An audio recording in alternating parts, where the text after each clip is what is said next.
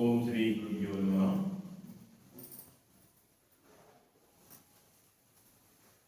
సమస్త సద్గురులకు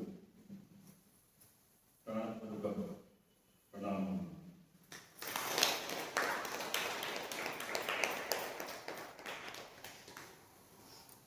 బ్రహ్మశ్రీ పత్రిజీ వారికి అనంతపురి ప్రణామం.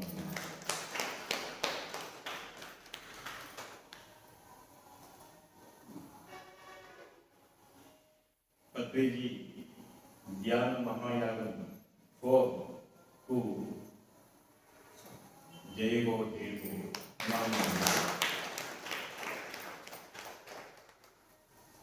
ఈ రోజు నుంచి ఈ నెల 30 వరకు ధ్యాన మహాయాగం కట్టంలో జరుగుతున్నది.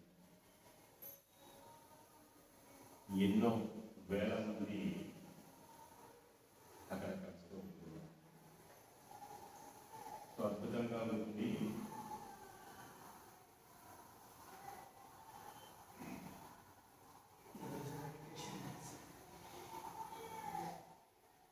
ఈరోజు ఒక కాన్సెప్ట్ తెలుసుకుందాం.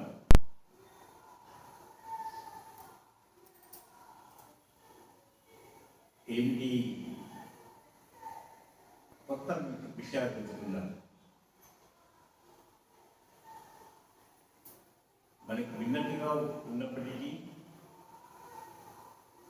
పాతది అని అనిపించినప్పటికీ అది ఎప్పటికీ కొత్తగానే ఉంటుంది.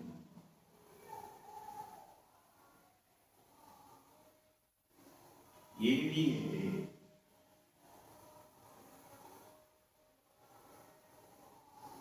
మనందరికీ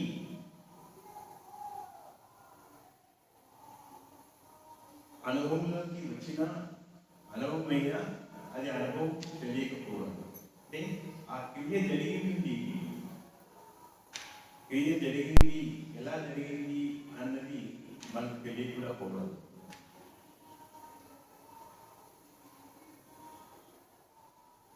ఇలా కొన్ని వందల వేల సార్లు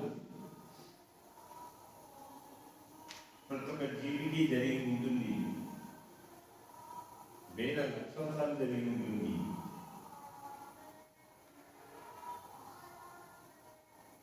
అది ఏ క్రియ అంటే మరణ క్రియ.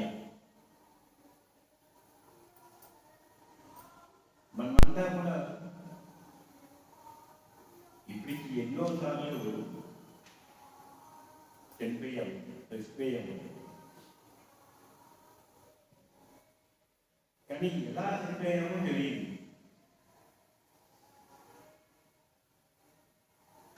అంటే చావు వస్తుందే తెలుసు, ఎలా వస్తుందో తెలియదు.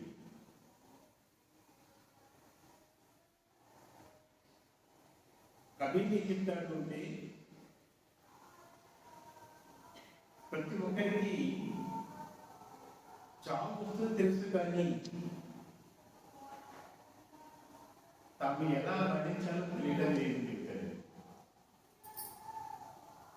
ఎలా మరణించాలో తెలియడం లేదు. ఎలా చావాలో తెలుసు, ఎలా చనిపోవాలో చాలా తెలుసు. ఏంటి అంటే చనిపోవడానికి ఎన్నో మార్గాలు ఉన్నాయి కదా. ప్రమాదవశాత్తు చనిపోవచ్చు, తగ్గుతానని ఏదో ఒక మంది తీసుకోవడం చనిపోవచ్చు. ఎన్నో వాహనాల కింద పడి చనిపోవచ్చు. సో చనిపోవడానికి ఎన్నో మార్గాలు ఉన్నాయి. కానీ మరణించడానికి ఒకటే మార్గం చెప్తాడు.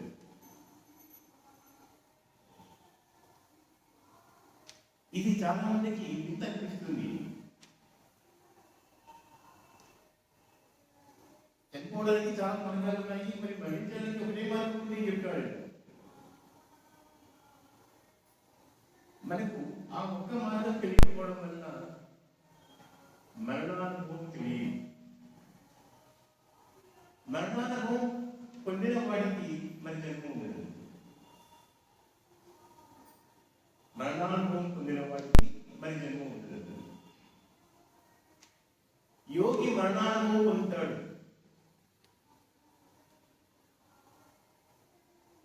జిజ్ఞాసుకు తాను చనిపోయే అనుభవం పొందుతాడు.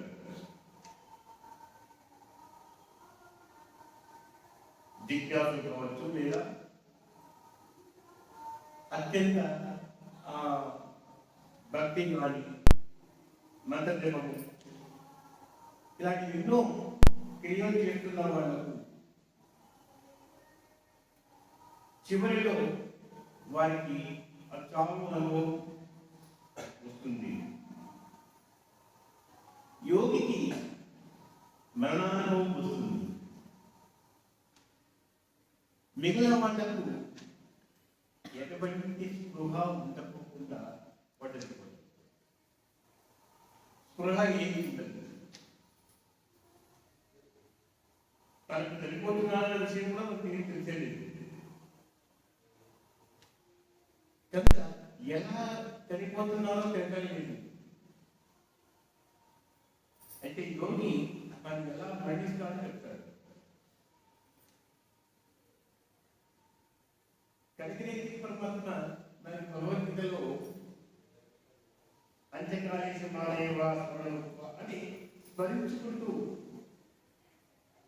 దేహాన్ని అంటే దేహంలోంచి ప్రాణం పుట్టినప్పుడు స్మరించుకుంటూ మన దేహాన్ని వేస్తాడు, అంటే ప్రాణం వేస్తాడు. అయితే ఇక్కడ ఎవరిని స్మరించాలి అని చెప్పాడు. నన్ను స్మరిస్తూ ఉంటే పర్వాలేదు. అంత్యకాలేశ మానవ లేవరు. మరి ఆ మరణ సమయం తాము దగ్గరికి వచ్చినప్పుడు ఆ పరమాత్మని స్మరించుకోవాలి అన్న స్పృహ కూడా ఉండదు వాడికి. ఎవరు స్మరిస్తుంటాడు? తన వ్యాపారం, తన పిల్లల గురించి, నా ఆస్తులు ఇంకా ఏమున్నాయో చెప్పలేదు, దీనిలో రాయలేదు, ఏమో ఎన్నో దైనందిక కార్యక్రమాలలో తాను మునిగి తేలి ఉంటాడు. వాటిని స్మరిస్తూ ఉంటాడు. తనకి ఇంకా మనవని చూడలేను, మనవాళ్ళు చూడలేను, తన పిల్లలకి ఇవే స్మరిస్తూ ఉంటాడు. కనుక దాన్ని బట్టి వాడు మళ్ళీ జన్మ తీసుకుంటాడు.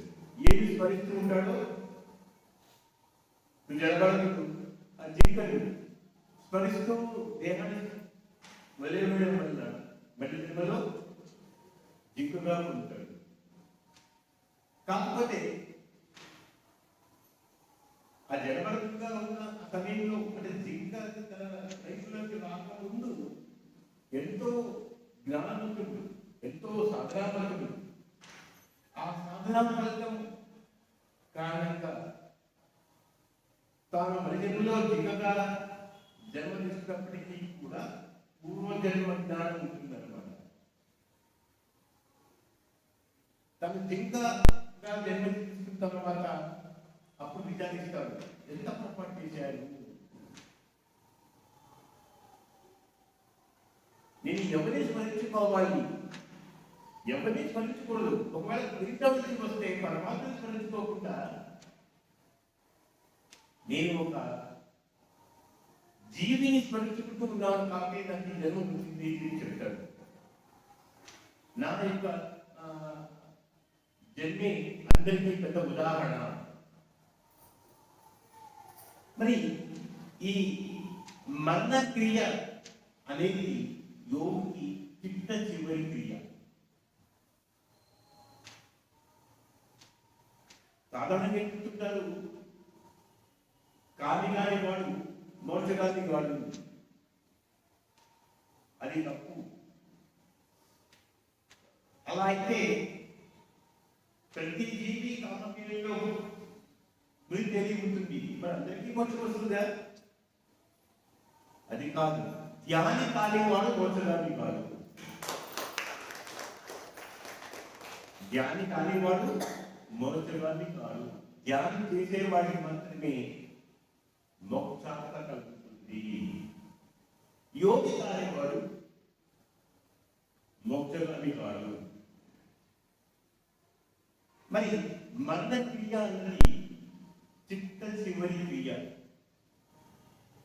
అంతకుముందు వరకు మన దేహంలో 21 క్రియలు జరుగుతూనే ఉంటాయి. 21 క్రియలు, అవి మనకు తెలియవు. మరి ఏంటి క్రియలు? 20 క్రియలు ఏమిటి? ఎలా అవుతుందంటే 9 రంధ్రాలలో జరిగే క్రియ: చూడటం, వినడం, తినడం, మాట్లాడడం, అలాగే విసర్జన క్రియ. ఇలా మనకు తెలియకుండా ఎన్ని క్రియలు ఉన్నాయి అంటే జీర్ణక్రియ, హృదయస్పందన క్రియ, రక్త ప్రసరణ క్రియ, రక్త శుద్ధి క్రియ, నాడీ స్పందన క్రియ, గుండె స్పందన క్రియ. ఒకటేమిటి, ఇలా 21 రకాల క్రియలు ప్రతి జీవిలోనూ జరుగుతూ ఉంటాయి. మనకు తెలిసింది ఏంటి? తినడం, మాట్లాడకుంటే చివరికి నిద్ర కూడా ఒక క్రియే. మనం పడుకుంటాం కదా, అదొక క్రియ. క్రియ లేకుండా ఏ పని జరగదు. క్రియ అంటే పని. అక్కడ క్రియ లేదు అంటే ఆ జీవి ఉంటుంది, శవమే ఉంటుంది. మన దేశంలో ఏ క్రియ జరగలేదు. వైద్యశాలకు తీసుకెళ్తారు, డాక్టర్స్ చెప్తారు పల్స్ పడిపోయింది. Pulse rate is heart rate ఎంత ఉండాలి? మనకు 60 నుంచి 100 మధ్యలో ఉండాలి. అడల్ట్స్, పెద్దవాళ్ళకు. అప్పుడే పెద్దవాళ్ళకు 0 నుంచి 190 వరకు ఉండాలి. 0 నుంచి 190. 2 ఇయర్స్ వాళ్ళైతే ఎంత ఉండాలి? 30 నుంచి 180 వరకు ఉండాలి. 5 ఇయర్స్ లోపల 70 నుంచి 160 మధ్య ఉండాలి. 12 ఏళ్ళ వరకు అయితే 150 వరకు ఉంటుంది. 19 ఏళ్ళు వాళ్ళకైతే 60 నుంచి 110 వరకు ఉండదు. బట్ అడల్ట్స్కు 60 నుంచి 100 మధ్యలో ఉండాలి. ఇవన్నీ ఒక క్రమబద్ధీకరంగా జరుగుతున్న క్రియలు. అప్పుడేమంటే ఇన్ఫాంట్కు పల్స్ రేట్ 190 ఉండాలి. అలా కాకుండా తక్కువ అయిపోయింది అనుకోండి, వెంటనే ఏం చేస్తారు? అతనికి ఇంక్యుబేటర్ పెట్రోల్ ఇంక్యుబేటర్ చేస్తారు. మనకు 60 నుంచి 100 ఉండాల్సి 60 కిలోలు పడిపోయినా అపాయం. 100 దాటినా, మన పల్స్ రేట్ 100 దాటినా అపాయం. గుండె రేట్ పెరుగుతుంది. అంటే మనకు తెలియకుండా పరమాత్ముడు మనలో ప్రతి జీవికి ఏది, ఎక్కడ, ఎంత క్రియ జరగాలో క్రియ జరుగుతూనే ఉంటాడు. జీర్ణక్రియ అత్యద్భుతమైన క్రియ. ఆ జీర్ణక్రియ జరగకపోతే మనంతా ఏమనుకుంటున్నాము? మనం తినే ఆహారం వల్ల మాత్రమే ఎనర్జీ వస్తుంది అనుకుంటున్నాము. మనం తినే ఆహారం వల్ల మాత్రమే మనకు శక్తి కలుగుతుంది అనుకుంటున్నాము. ఒక తినే ఆహారం వల్ల మాత్రమే కాదు, మనం చేసే ప్రతి క్రియ వల్ల కూడా ఎనర్జీ పొందుతాము, ఎనర్జీ కోల్పోతాము. ధ్యానంలో కళ్ళు మూసుకోండి, ఎందుకంటే ఎనర్జీ సేవింగ్. కళ్ళు తెరచడం వల్ల ఎనర్జీ లాస్ యూజ్ అవుతుంది. అంటే మనం చూస్తున్నాము అంటే ఈ కంటికి చూపించే శక్తి, అలాగే మన ప్రతి క్రియకు ఆ ఎనర్జీ ఎక్కడి నుంచి వస్తుంది? హృదయ స్పందనకు నాడి కొట్టుకుంటోంది, గుండె కొట్టుకుంటుంది, రక్తస్పందన జరుగుతోంది. మరి అవన్నీ అన్ని క్రియలకు ప్రేరేపితమైనది ఏది? ఎక్కడి నుంచి శక్తి వస్తుంది అంటే ఒక ప్రాణం నుంచి వస్తుంది. మనలో ఉన్న ప్రాణమే ఇన్ని క్రియలు జరిపిస్తూ ఉన్నదన్నమాట. మనకు ఆ విషయం తెలియదు.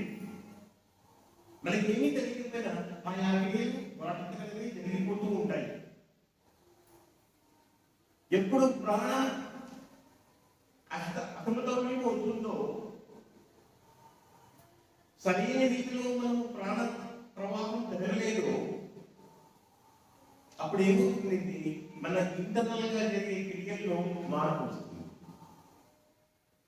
అంతర్గతంగా జరిగే క్రియల్లో క్రియ జరుగుతుంటుంది, కాకపోతే సమత్వంగా ఉండదు.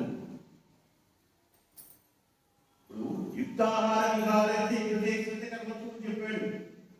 ఆ కర్మత్వం అంటే ఏంటి? బాడీగా చేసే కర్మే కాదు, లోపల జరిగే నీ తెలివి జరిగే కర్మలు కూడా. మనం భౌతికంగా చేసి ఎన్నో కర్మలు చేస్తున్నాం, వాటిలో కాదు యుక్తంగా కలుగుతుంది. వాటితో యుక్తంగా ఉంటూ లోపల కూడా యుక్తంగా ఉండాలి. అంటే నాడి బంధువులు యుక్తంగా ఉండాలి, రక్తపత్ర యుక్తంగా ఉండాలి, గుణస్థులు యుక్తంగా ఉండాలి, రక్తశుద్ధి యుక్తంగా ఉండాలి, సెల్స్ యుక్తంగా ఉండాలి, వైట్ సెల్స్ యుక్తంగా ఉండాలి, రెడ్ బ్లడ్ సెల్స్ యుక్తంగా ఉండాలి. ఇప్పుడు ఎర్ర రక్త కణాలు విపరీతంగా పెరుగుతుపోయిందనుకోండి, అది కూడా అపాయమే. అలాగే మన బ్లడ్ లో ఉండవలసిన ప్లేట్లెట్స్ కౌంట్, ప్లేట్లెట్స్ ఎంత ఉండాలో మినిమం ఇచ్చాడు. ఎంత? 1,40,000 నుంచి 4 lakhs వరకు ఉండాలి. మరి 1,40,000 తగ్గిపోయినా కష్టమే, 4 lakhs కన్నా ఎక్కువ అయిపోయినా కష్టమే. అది యుక్తం. ఈ రేంజ్ ఇవన్నీ పరమాత్మలు మనకు పెట్టిన సమంజసమైన క్రియలు. ఎప్పటికీ మనం అసంబద్ధమైన వాటిని, అంటే అసంబద్ధమైన వాటిని ఆచరిస్తూ ఉంటాము. మన యొక్క నవరంధ్రాల ద్వారా చేసే ఆ క్రియల వలన అసంబద్ధమైనవి సమంజసము కాలికి చేస్తూ ఉంటాము. అప్పుడు ఏముంటుంది? ఇంటర్నల్ గా మనలో క్రియలు ఏమవుతాయి? తారుమారవుతాయి. ఎప్పుడు తారుమారవుతాయో అప్పుడు వాడు వ్యాధిగ్రస్తులు అవుతారు. ఏ వ్యాధైనా కావచ్చు.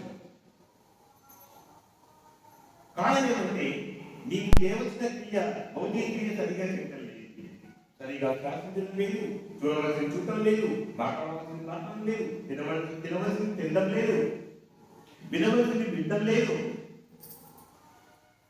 సరైన సంగతి చేయడం లేదు. ఇలా ఒకటేమిటి, ఎన్నో రకాల చెయ్యకూడని బాహ్యక్రియల వల్ల మనలో అంతర్క్రియలు ఏమవుతాయి అంటే వాటి లయం జరుగుతుంది. సంగీతానికి ఏముండాలి? లయం ఉండాలి. లయబద్ధంగా నాట్యం చేయడము, లయబద్ధంగా పాడము, రాగము. కొంచెం కాలం తగ్గినా గురువు అరుస్తాడు, ఈ కాలం తప్పుతాను అంటాడు, లయ తక్కువ అంటారు. ఎందుకంటే దాని వల్ల విజ్ఞానులు ఒక పాటలు పెట్టి చెప్పగలుగుతారు, వాళ్ళు నిష్ణాతులు ఉన్నారు. కానీ పరమాత్ముడు అన్నిట్లోనూ నిష్ణాతుడు, అన్నిట్లోనూ నిష్ణాతుడు. అది మనలో ఏమన్నాడు? ప్రాణంలో ఉన్నాడు.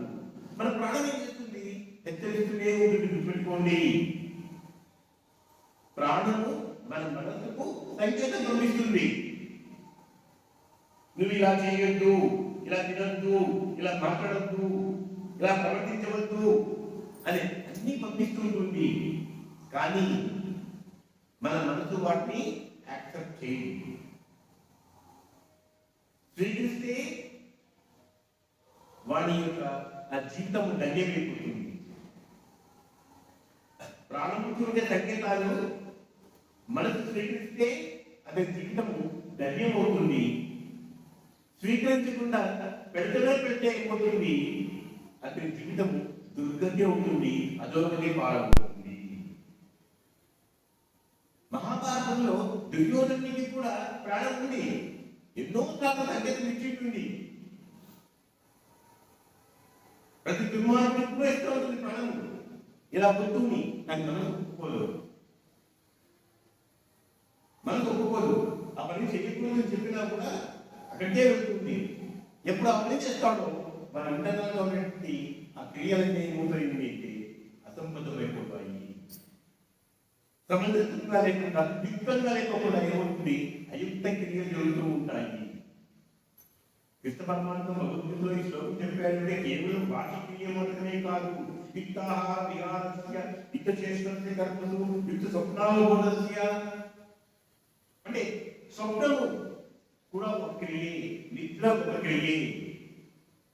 నిద్ర కూడా క్రియ కాబట్టి దాన్ని ఎక్కువ ఉండడం, ఎక్కువ నిద్రపోకూడదు, తక్కువ నిద్రపోకూడదు చెప్తారు. అవునా? నిద్ర క్రియ కాకపోతే నీ ఇష్టం ఎంతసేపు పడుకో, ఎంతసేపు వెళ్ళిపో. అసలు నిద్ర లేకపోయినా మనిషి శక్తిహీనుడు ఉంటాడు, ఎక్కువ నిద్రపోయినా బుద్ధిహీనుడు ఉంటాడు, మందు బుద్ధి.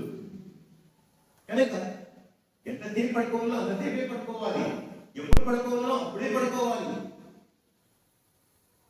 ఎందుకు సూర్యోదయం ముందు నిద్రలేదని చెప్తున్నారు? సూర్యోదయం ముందు నిద్రలేవడానికి 3 గంటల నుంచి 5 గంటల మధ్య నిద్ర లేస్తే ఆ సమయంలో ప్రాణశక్తి విశ్వం నుంచి అపారంగా ఉంటుంది.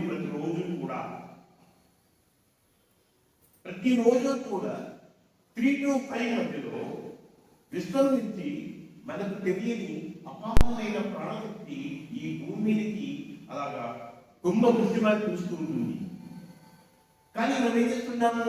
ఆ సమయంలో అందులో చలికాలము ఏమి బాగా నడుపుకు కప్పుకొని పడుకు నిద్రపోతాం. 7 అయినా 8 అయినా లేవు. అందులో 3 గంటల కంటే ఇంకా మంచి నిద్ర సమయం. నీకేమో మంచి నిద్ర సమయం, పరమాత్మకేమో అది మంచి ప్రాణశక్తి ఇచ్చే సమయం. 50% ఉంటానా అని చెప్పినది రాత్రంతా కాదు, గుర్తుపెట్టుకోండి.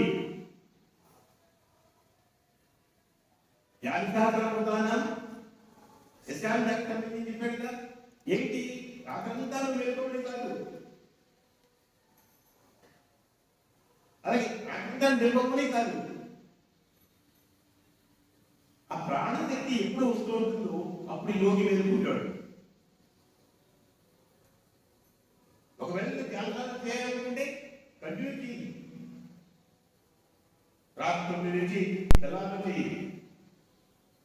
ఒకవేళ రాత్రి 10 నుంచి పడుకున్నా 3 నుంచి లేదా 4 నుంచి అట్లీస్ట్ 4 నుంచి 5 వరకు నువ్వు నిద్ర వేయి. ఉచితంగా వచ్చే ప్రాణశక్తిని స్వీకరించు చెప్తున్నారు. కానీ మనం ఏం చేస్తున్నాము అంటే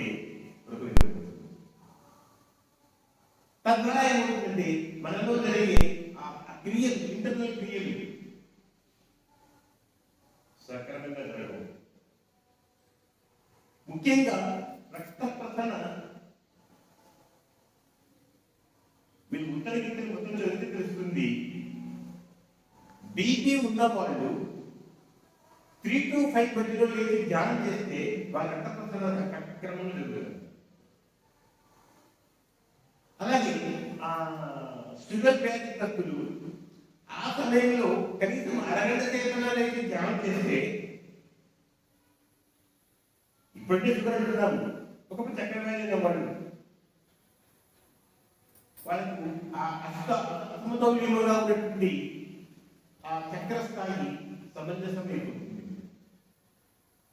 అంటే మనలో ఏమవుతుంది అంటే రక్తంలో హిమోగ్లోబిన్ ఎంత ఉండాలో అంత పెరుగుతుంది, వైట్ సెల్స్ ఎన్ని రావాలో అంత ఉంటుంది. తెల్ల రక్త కణాలు ఎక్కువ అయిపోయాయనుకోండి, మన ఐక్యూకు, మన ఇంటెలిజెన్స్ కు ముఖ్య కారణం ఏంటి అంటే వైట్ బ్లడ్ సెల్స్. ఒక మంచి జ్ఞానవంతులుగా ఉన్నాడు, మంచి ఇంటెలిజెన్స్ కొంచెం ఎక్కువ ఉంది వాడికి అంటే అతని యొక్క తెలివి జ్ఞానం అంతా ఎక్కడ దాగి ఉంటుంది అంటే మన యొక్క తెల్ల రక్త కణాలలో ఉంటుంది. అలాగే తెల్ల రక్త కణాలు మరీ ఎక్కువైపోయి అది కూడా అపాయమే. అదేమవుతుంది, బ్లడ్ క్యాన్సర్ అంటారు, మరి లుకేమియా అంటారు. చూసారా, జ్ఞానం ఇచ్చేదే మనిషికి గుణం ఇచ్చేది, తెలివి ఇచ్చేది ఎంత ఉండాలో అంత ఉండాలి. అంతకన్నా ఎక్కువైపోతుంది ఏముంటుంది, రెడ్ బ్లడ్ సెల్స్ ఎక్కిపోతాయి, లుకేమియా, బ్లడ్ క్యాన్సర్. కనుక మనకు జన్మతగానే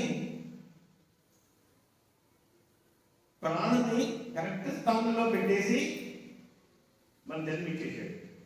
మనం జన్మ తీసుకున్నాం. జన్మ తీసుకున్నప్పుడు మన ప్రాణం ఎక్కడ ఉంటుంది, తన స్వస్థితిలో ఉంటుంది. స్వస్థితిలో ఉంటుంది. ఎక్కడ ఉంటుంది, ఆ గగనగుహలో ఉంటుంది. తర్వాత ఏమవుతుంది, ఆ ప్రాణానికి తప్పుతా ఆ ప్రాణం ఏమవుతుంది, తన యొక్క ఇంటిని వదిలిపెట్టి కిందికి వచ్చేస్తాం. ఇక్కడ ఉండవలసినటువంటి ప్రాణం ఏమవుతుంది, అలా తగ్గి మన మూలాధారంగా నిలబడుతుంది. అందుకే వయసు పెరిగేకొద్దికి మనిషి యొక్క యాక్టివ్నెస్ తగ్గిపోతుంది.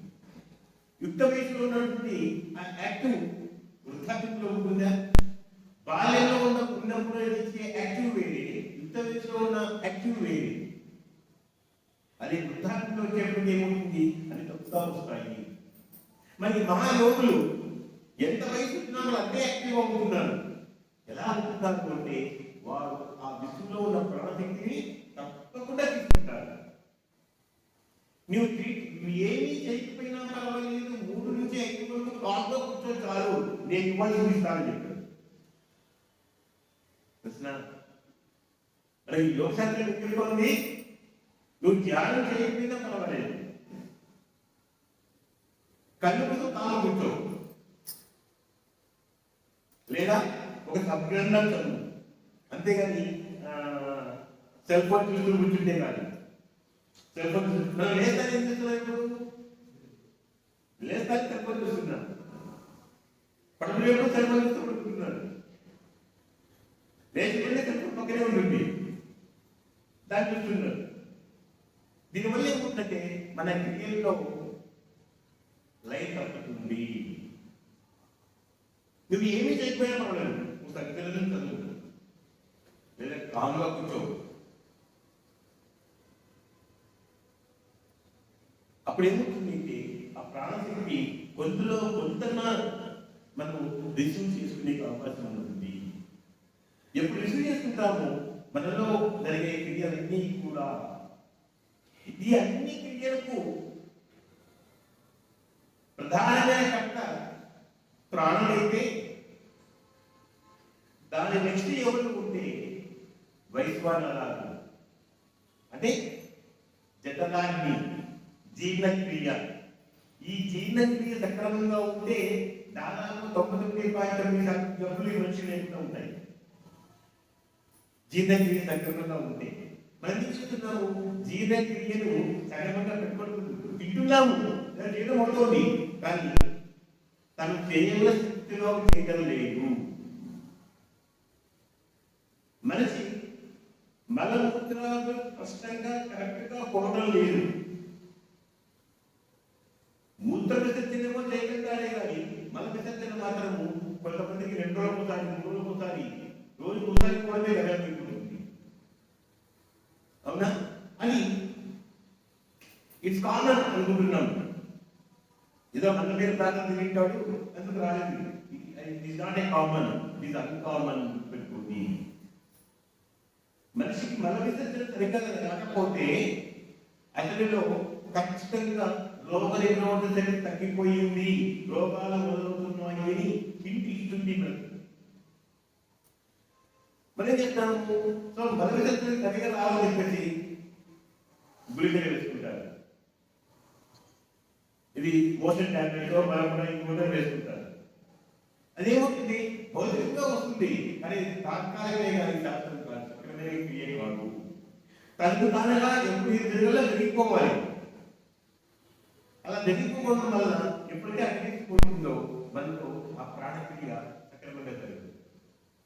ఎప్పుడైతే మనిషి ధ్యానంలోకి వస్తాడో, సరైన ధ్యానం సరైన పాలనలో సమపాలనలో చేస్తూ ఉంటాడో, అప్పుడు మన లోపల ఇంటర్నల్ గా జరిగే క్రియలన్నీ కూడా వాటికవే సర్దుకుంటాయి. వాటికవే సర్దుకొని సంగీత స్థితిలోకి వస్తాయి. ఆ వ్యక్తికి మాత్రమే మరణక్రియ అనుభవంలోకి వస్తుంది. అంటే యోగి స్మరించుకోడు, మిగతా భక్తిలోనూ మిగతా ఆత్మజ్ఞానం అంటే ఈ ఆధ్యాత్మిక కార్యంలో ఉన్నవాడు కొద్దిగా స్లోతో ఏమైనా స్మరించుకుంటాడు. ఇక్కడ గుర్తుపెట్టుకోండి, స్మరిస్తూ దేహాన్ని వదిలిపెట్టడం ఒకటి, స్మరించుకోకుండా దేహాన్ని వదిలిపెట్టడం ఒకటి. స్మరించుకోకుండా నీ యోగి ఏమీ స్మరించడు. ఏం చేస్తాడు? చిత్త చివరి క్రియ చేస్తాడు. చెప్పారు కదా, మరణ క్రియ అనేది చిత్త చివరి క్రియ. ఆ చిత్త చివరి క్రియ ఏం చేస్తాడు? ప్రయాణకాలే మృతాచరేనా. ప్రయాణకాలే మృతాచరేనా అంటే వాళ్ళు మళ్ళీ తిరిగి రాడు. ఇంకా మళ్ళీ క్రియ చేయక్కర్లేదు, అదే చివరి క్రియ. తన యొక్క జన్మ పరంపరలకు అదే చివరి జన్మ. ఆ చివరి జన్మలో చివరి క్రియ చేస్తున్నాడు. చివరి జన్మలో చివరి క్రియ ఏంటి? తన యోగ బలము చేత సమస్త ప్రాణములను ఇక్కడ తీసుకొస్తాడు. అది కూడా క్రియే.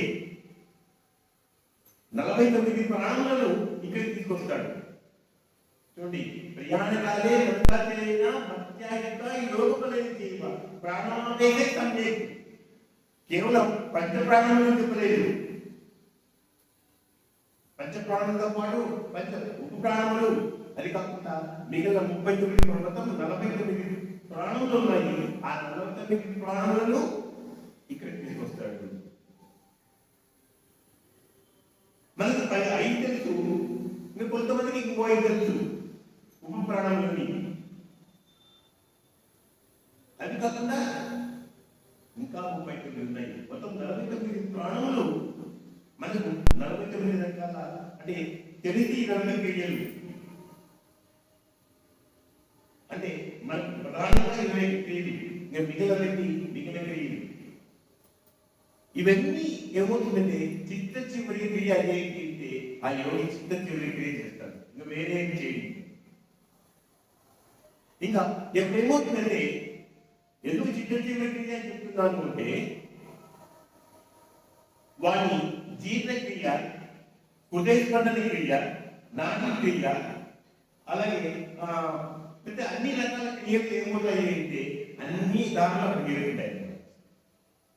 అన్ని దారులు అక్కడికి చేరుకుంటాయి. ఇంకా అన్ని క్రియలు కూడా ఏమవుతాయి? ఒక్కొక్కటి తాము చేయడం మానేస్తాయి. అప్పుడు ఆకలి ఉండదు, దాహం ఉండదు, ఏమి స్మరించుకోవాలన్న స్పృహ కూడా ఉండదు. గుర్తుపెట్టుకోండి, తాను దేహం చాలు చేయనప్పుడు భగవంతాన్ని స్మరణ చేసుకోవడం, భగవంతుని స్మరించుకుంటూ చేస్తే మనకి మన జన్మలో మంచి కుటుంబ జన్మ వస్తుంది. ఏమీ స్మరణ చేయకుండా తన యోగబలం చేత సమస్త ప్రాణులను విముక్తిలోకి పెడితే ఇదేమవుతుంది? అక్కడ ఆ ప్రాణం ఆ జ్యోతి వెళుతుంది. ఆ జ్యోతిని తప్పిస్తూ వెళస్తాడు. ఇంకా వాడికి మరి అయితే క్రియ చేయాల్సిన అవసరం లేదు. చివరి జన్మలో చివరి క్రియ అయిపోయింది కనుక కృష్ణ పరమాత్మ దాన్ని ప్రయాణ కాలంలో చెప్పాడు. కానీ మళ్ళీ క్రియ చేయాల్సి వస్తుంది. నువ్వు ఏంటి అంటే అది అంత్యకాలం.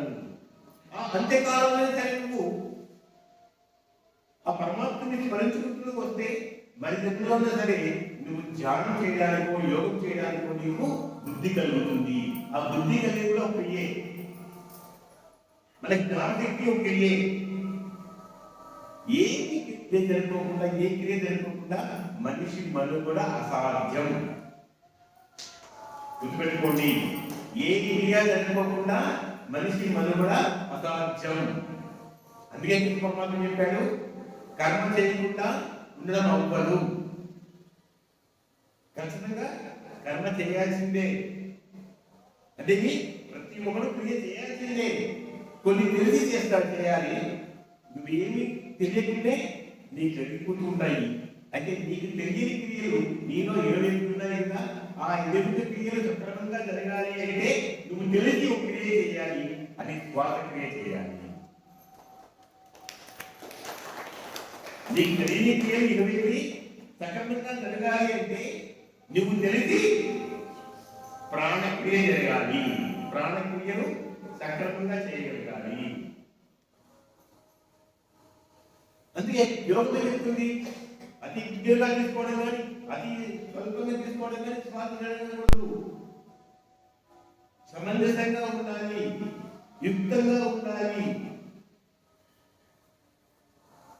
సహజం కర్మ కౌంతేయ అన్నాడు కదా, ఆ సహజ కర్మని నువ్వు చేస్తూ ఉంటే మనకు తెలియకుండా ఉన్న ఆ 21 క్రియలు సహజంగానే ఉంటాయి, సహజంగానే తమకు తాము తప్పైపోతాయి.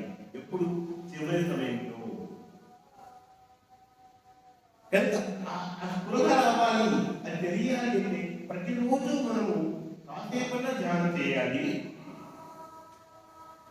మీకు వీలైతే 3 to 5 మధ్యలో కనీసం ఒక 20 నిమిషాల్లో ధ్యానం చేసుకోండి. కానీ యోగశాస్త్రం చెప్తుంది ధ్యానం చేసినాక మళ్ళీ నువ్వు పడిపోతుంది. ధ్యానం చేశాక నువ్వు పడిపోతుంది. కానీ చేస్తున్నాను ధ్యానం చేస్తారు కానీ మళ్ళీ పడిపోయాడు. అప్పుడు ఏమవుతుంది, ఏ ఉపయోగం లేకుండా ఏ ఉపయోగం లేదు. దానివల్ల పడుతుంది మొత్తం పని నుంచి తెల్లవారు ఉదయం 6 గంటలు పడుతుంది. ఒకవేళ 4 గంటలు చేసేదామనుకో, 4 గంటల నుంచి ధ్యానం చేసామనుకో భయపడిపోతుంది. లేదా 4 గంటలు ఒక 20 minutes చేయి, హాఫ్ అవర్ చేయి, మరి పడిపోతుంది. బ్రష్ చేసి దంతావధానం కూడా చేయక్కర్లేదు. గుర్తుపెట్టుకోండి, మిగతా అన్నిటికీ కూడా మనిషి అంతగా శుభ్రంగా ఉండాలి. నువ్వు నిద్రలోకి లేచిన తర్వాత నువ్వు పడుకున్న పరుపు మీద కాకుండా పక్కకు వచ్చి నువ్వు ధ్యానం చేయాలి. దంతావధానం కూడా అవసరమే లేదు, బాహ్య శుభ్రత అవసరం లేదు, అంతర్శుద్ధి అవసరం. ఆ అంతర్శుద్ధి త్రికరణంగా ఉంటే, అంతర్శుద్ధి త్రికరణంగా ఉంటే అన్ని శుద్ధి అవుతాయి. మరి ఆ బుద్ధ భగవానుడు ఎంత శుద్ధిగా ఉంటే అతన్ని అంగుళి వాడు ఏమి చేయలేకపోయాడు. అతను కత్తి తీసి వేసినా కూడా కట్టలేదు, శరీరంలోకి వెళ్ళిపోయింది. అంటే ప్రతి అడుగు ఎంత శుద్ధిగా చూడండి. బుద్ధ భగవానుడికి కానీ మహాయోగులందరికీ కూడా మన దేవుల్లో ఉన్న కోటానుకోట్ల ప్రతి కణము కూడా ఎంత శుద్ధిగా ఉంటుంది. ప్రతి కణము కూడా ఎంత ప్రాణంతో ఉత్తేజితంగా ఉంది. ప్రతి శక్తి ఆ యోగ క్రియే, నిత్యము చేస్తున్నాం ఆ యోగ క్రియే, నిత్యము చేయవలసిన ఆ ప్రాణక్రియే ఆ సాధకుని అంత ఉన్నతంగా ఉంచుతుంది. శ్వాసక్రియ మన తెలియకుండా జరిగిపోతుంది కదా, మన తెలియకనే శ్వాసక్రియ జరిగిపోతుంది. అంత మాత్రాన మనం ధ్యానం చేస్తున్నట్ట నువ్వు తెలిసి శ్వాసక్రియ చేయాలి, నువ్వు తెలిసి ప్రాణక్రియ జరగాలి. నువ్వు తెలిసి ప్రాణక్రియ చేస్తే అప్పుడు ఏమవుతుంది, నీ శ్వాస తను చేయవలసిన పని ఏమీ లేదు అని తాను గమనించింది. గుర్తుపెట్టుకోండి, యోగ క్రియ నువ్వు చేయనంత వరకు శ్వాసక్రియ తనకు తానుగా జరిగిపోతూ ఉంటుంది. మనం తగ్గిపోతున్నాం. ఎప్పుడు నువ్వు సరైన యోగ క్రియ చేస్తావో అప్పుడు నీ శ్వాసక్రియ ఏమవుతుంది, నీకు నా పని అవసరం లేదు అని నువ్వు యోగ క్రియ సకాలంగా చేస్తున్నంతసేపు శ్వాసక్రియ గమనం. అలా ప్రధానమంత్రి వచ్చినప్పుడు మిగతా మంత్రులు కూడా, మిగతా అందరి మంత్రులు ఏమవుతారు, కామంగా ఉండిపోతారు. అవునా? రాష్ట్రంలో ప్రధానమంత్రి వచ్చినప్పుడు మిగతాందరూ కామంగా ఉండి ఆయన ఇప్పటికే ఇస్తారు అవకాశం. కారణం ఏమంటే అసైన్మెంట్ వచ్చాడు, ఆయన లేనప్పుడే మిగతాందరూ మిగతా గొప్పవాళ్ళు నేను గొప్ప మేము గొప్పది. అలాగా ఈ యోగ క్రియ చేయనంత వరకు మనలో అన్ని క్రియలు గొప్ప గొప్ప అనుకుంటున్నాము. తెలియదు అడగకపోతే డాక్టర్ ఏం చెప్తారు?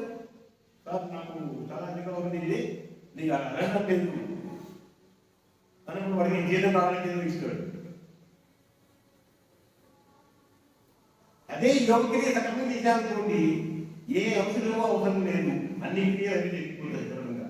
అదేంటి ప్రవీణ్యంతే గర్భావం దైవేమో దేవజాయంతే ఆ ప్రాణశక్తుల్లో చెప్పింది.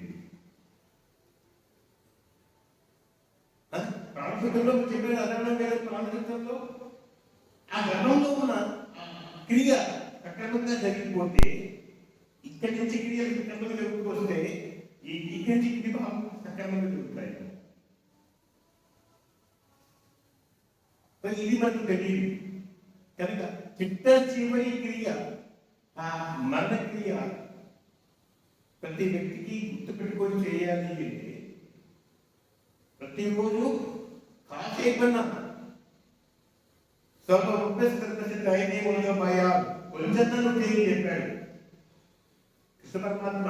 నేను చేసేద్దాం చేయటం లేదు అని చెప్పాడు. నేను చేసేంత మీరు చేయటం లేదు, బట్ నేను చెప్పిన యోగ క్రియలు కొంచెం చేసే చాలు, మీకు అనంతమైన ఫలితాలు ఇస్తాను అని చెప్పాడు. దేవుడు తాను చేసేంత మనం చేయటం లేదు. ఎంత ఎగ్జామ్షన్, ఎంత వినాయకుడు చూడండి. ఎందుకంటే చేయలేరు, కొందరిలో చేయండి. స్పష్టంగా చెప్పండి. స్వల్పమప్యస్య కొంచెం సాధన చేసేప్పటికీ ధర్మస్య ఆ కొంచెంలో చేయడం నీ ధర్మం. ఆ కొంచెం సాధన చేయడంలో నీ ధర్మం. అది చేయకపోతే ఎంత ధర్మంలో ఉన్నావో, ఆ కొంచెం సాధన చేయకపోతే ఆ యోగ క్రియ, ఆ ప్రాణక్రియ, ఆ కొంచెం నువ్వు చేయకపోతే నువ్వు అదనంలో ఉన్నావు అన్నట్టు. మరి చెప్పండి, మనం ధర్మాత్మా అధర్మాత్మా?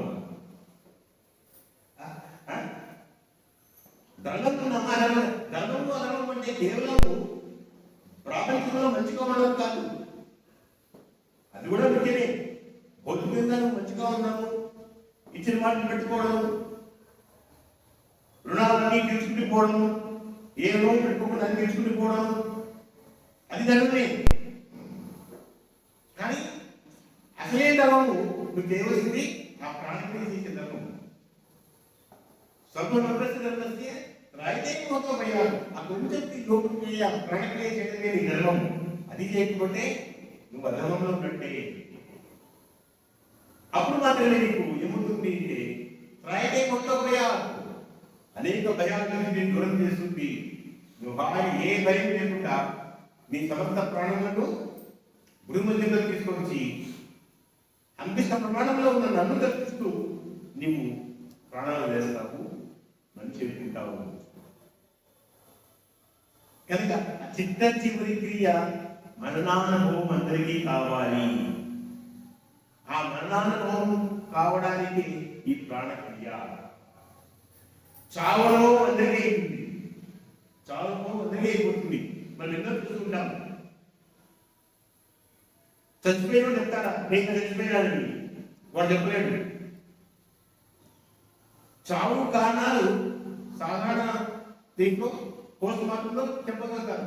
చావు ఏ జాతి వల్ల చనిపోయారని చెప్పేసి రక్తం ఎక్కువైపోయిందో ఏదో అని చెప్తారు.